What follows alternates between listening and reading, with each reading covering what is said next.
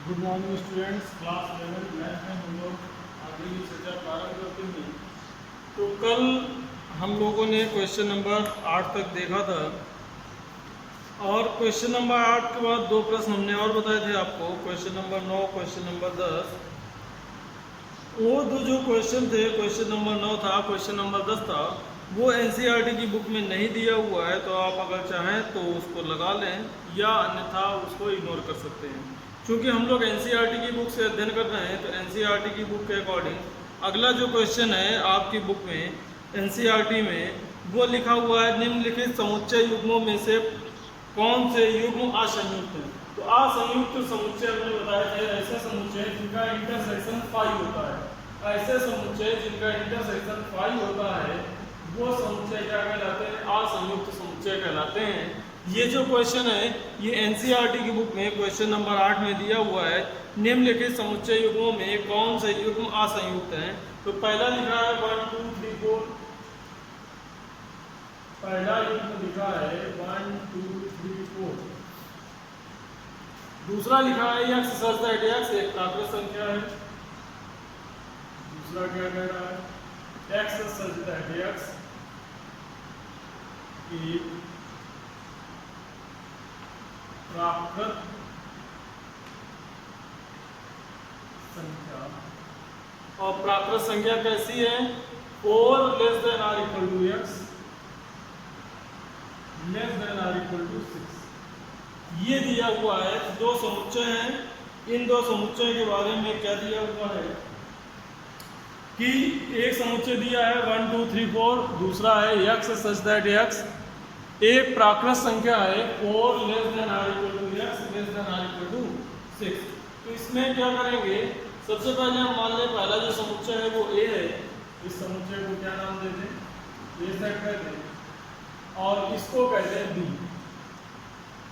अब a तो ठीक दिया हुआ है, b को सारणी रूप में लिख लें तो 4 से और 6 के बीच में क्या क्या संख्या है? 4 5 और 6। तो इसमें जब 4 5 6 आएगी तो इसका इंटरसेक्शन यानी कि a इंटरसेक्शन b, तो इन दोनों में उभयनिष्ठ अवयव कौन सा है? 4। तो एक अवयव उभयनिष्ठ आ गया, इसका मतलब ये असंयुक्त समुच्चय नहीं है।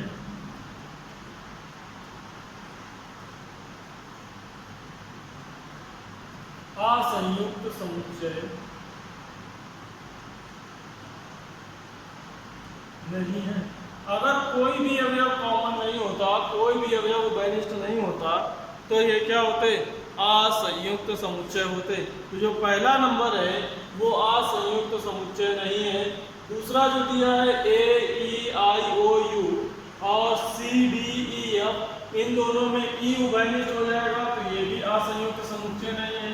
तो पहला भी असंयुक्त नहीं है, दूसरा भी असंयुक्त नहीं, क्योंकि दूसरे के इंटरसेक्शन में क्या आ जाएगा? ई आ जाएगा।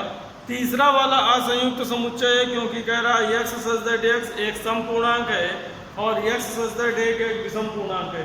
तो समपूर्णांक और विषम पूर्णांक का जो इंटरसेक्शन है वो 5 होता है। तो जो क्वेश्चन नंबर 8 का तीसरा प्रश्न है वो आपका कैसा होगा? असंयुक्त समुच्चय होगा। तो क्वेश्चन नंबर 8 इस तरह से कंप्लीट होता है। अब बात करते हैं क्वेश्चन नंबर 9 की। क्वेश्चन नंबर 9 में कुछ सेट दिए गए हैं, जैसे a बराबर दिया गया है 3 6 9 12 15 18 21। 3 6 9 12 15 18 और 21, ये a का मान दिया गया है। b बराबर दिया गया है 4 8, b बराबर दिया गया है 4 8 12 16। b बराबर है 4 8 12 16 और 20, ये है b का मान। c बराबर दिया गया है 2 4 8 10 12 14 16। तो c बराबर है 2 4 6 8 10 12 14 और 16, ये है c का मान।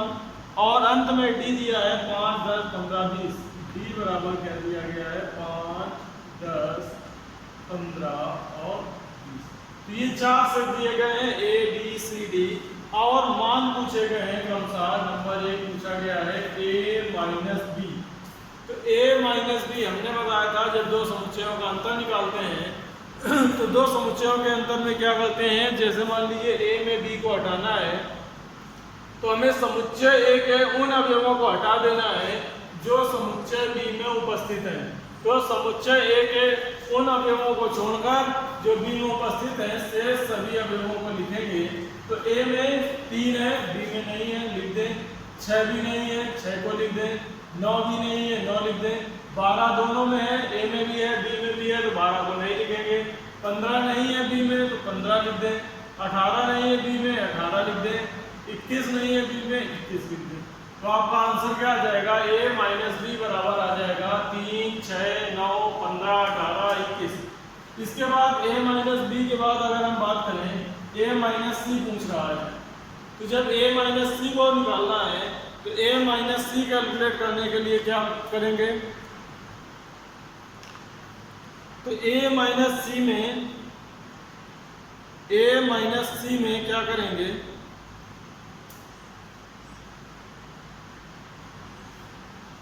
ए के उन सभी अवयवों को हटा दें जो सी में उपस्थित है। तो सी ये लिखा हुआ है, तो सबसे पहले 3 सी में नहीं है, 6 सी में है, छोड़ दें। 9 सी में नहीं है, 12 है सी में, तो 12 नहीं लिखेंगे। 15 नहीं है सी में, 15 लिख दें। और 18 भी नहीं है और 21 भी नहीं है। तो ए माइनस सी क्या आ जाएगा, 3, 9, 15, 18 और 21। फिर इसके बाद इसी तरह से ए माइनस डी का आ गया है। जब ए माइनस डी निकालेंगे, ए माइनस डी तो वे अवयव हटा दें जो डी में है और ए में भी है। तो इसमें क्या नहीं है, 3, 6, 9, 12, 15 दोनों में है, तो 15 को छोड़कर शेष सभी अवयव लिख देंगे। ये क्या कहलाएगा, ए माइनस डी। इसी तरह से जब हम बी माइनस ए निकालेंगे तो बी के अवयव लिखेंगे जो ए में उपस्थित नहीं है। तो 4 बी में है, ए में नहीं है। 8 बी में है, ए में नहीं है। 12 दोनों उपस्थित है, नहीं लिखेंगे। तो 16 आ जाएगा और 20 आ जाएगा। तो बी माइनस ए क्या आ जाएगा, 4, 8, 16, 20। मेरे ख्याल से आपको ये समझ में आ गया होगा। तो इसी तरह से आगे जो भी निकालने हैं, C minus A, D minus A, B minus C, B minus D, C minus B, D minus B, C minus D, D minus C, सारे सभी लोग कैलकुलेट कर लेंगे। इसी तरह से बस आगे वाले समुच्चय के अवयव इसमें लिखने हैं, उनको छोड़कर जो बाद वाले में दिए गए हैं। तो जो दोनों में कॉमन है वो छोड़ दीजिए, बाकी पहले वाले के सारे अवयव लिख दीजिए। तो ये क्या बताएगा, समुच्चय का अंतर बता देगा, समुच्चय का अंतर बता देगा। तो ये हो गया आपका सवाल नंबर 9। इसके बाद पहुंचते हैं लोग सवाल नंबर 10 में।